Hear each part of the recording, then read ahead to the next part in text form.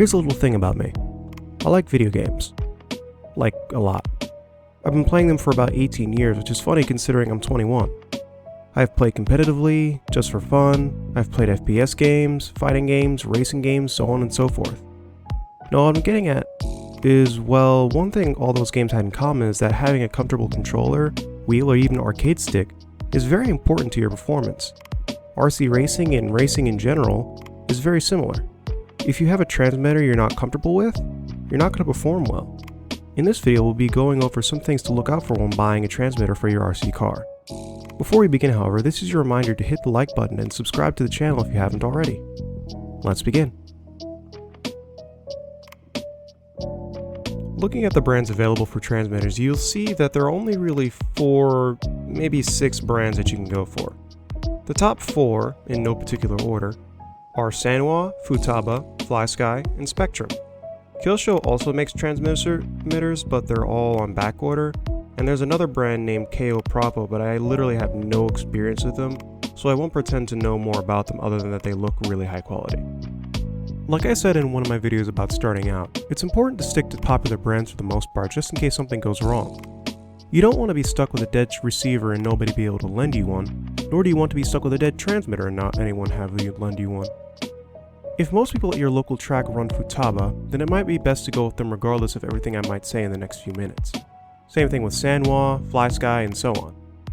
It is important to know, however, that most hobby shops will usually have all the popular receiver and transmitter brands in stock, so you might not have to worry too much about that. Okay, let's get on to the more important stuff, the feel of the transmitter. If you have the opportunity to do so, ask to hold someone else's transmitter and see how it feels to you.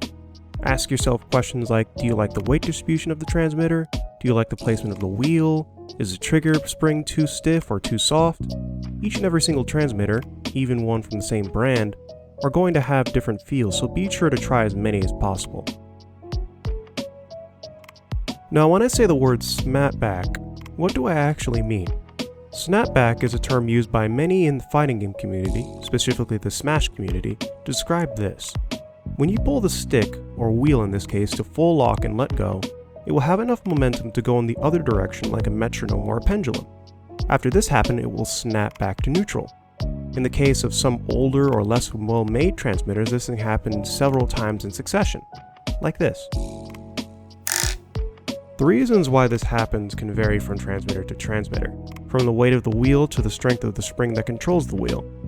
Usually gaming companies spend lots of time and money developing controllers and fighting sticks that won't do this, but it seems like these transmitter companies didn't get the memo, as even the most expensive models like the Futaba 7PXR and the Sanwa M17 have at least a little bit of snapback, though it is minimal. Now you might say no amount of snapback will cause the car to actually read those inputs, but all I have to say is, depending on how you drive, you may never actually feel the effects of snapback.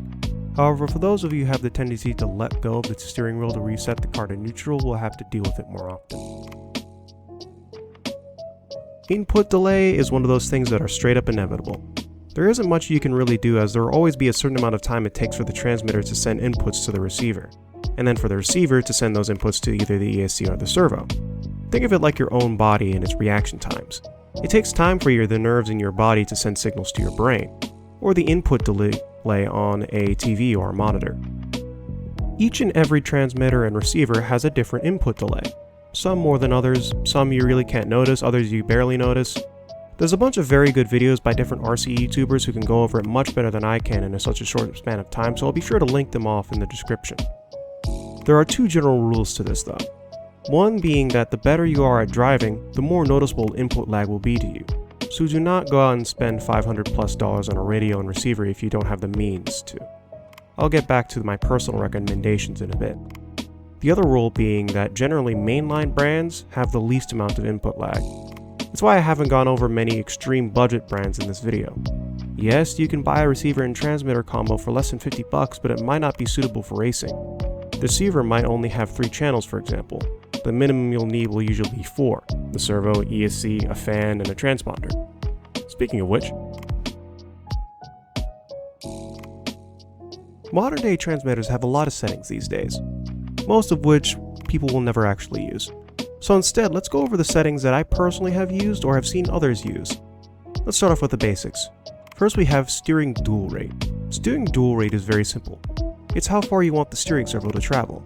Think the steering radius of a regular car. Having not enough dual rate will cause you to have not enough steering in hairpins or 180s, and having too much will cause your servo to burn out quicker. Another setting I'd like to go over is steering and throttle tuning, specifically the difference between exponential and linear. For this, we're going to have to go back to math class for a moment. Let's take a look at this graph. We have 3 different lines, one linear, one exponential, and one logarithmic. We're going to ignore the red line for now. Notice how the blue line looks very similar to how my throttle is set up on my Sanwa. One straight line that grows in a linear path. There's no sudden jump in power at the top end.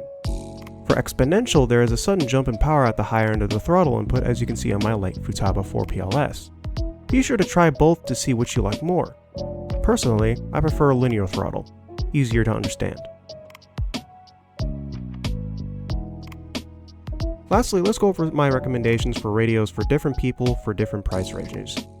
If you happen to have a thick bank account and have the funds to spare, of course you can grab the top of the line transmitter from each company I listed before, like the 7PXR USLE and the Sanwa M17. But I will say this, unless you are a top level driver who routinely wins their regionals, you will never use it to its fullest potential. For a little bit cheaper than the price of a 10th scale kit, including the electronics, you have all those KO Propos I mentioned before, and the Sanwa M12S RS. Now for the ones I recommend for mortals. From Futaba we have the 4PM.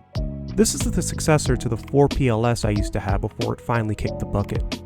You might say this is indicative of the reliability, but I will say this. I had the 4PLS for almost a decade before it stopped sending signals to my receivers, and that was after the antenna came off halfway through. If the 4PM is even close to being that reliable, I'd say it's worth the price. Sanwa, on the other hand, is known for their high quality and also their high prices in terms of their receivers, so for a beginner on a budget, I wouldn't recommend them unless you buy used, which is what I did. What I absolutely would recommend for a beginner, especially for a child or someone who drops stuff a lot, is the Spectrum DX5 Rugged. It has everything you need in a transmitter, and it's durable enough to handle years of use and abuse. If you're even more on a tight budget, I'd look towards the Noble NB4, as it does everything you need to do plus a little more for you to grow with, and it's the least expensive transmitter in this section with a touchscreen. All on the wheel can swap sides if you're left-handed, so that's always a plus. If you're really on a budget, there are still some options for you, as you have the Futaba 3 PRKA, Sanwa MX-6, and the Spectrum RC DX3, all for right around $100. So that's my guide to RC transmitters.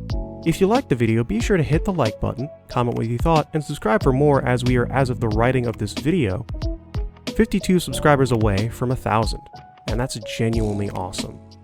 Also, if you want to support me another way, be sure to check out my Patreon, where I post when and what my next videos will be.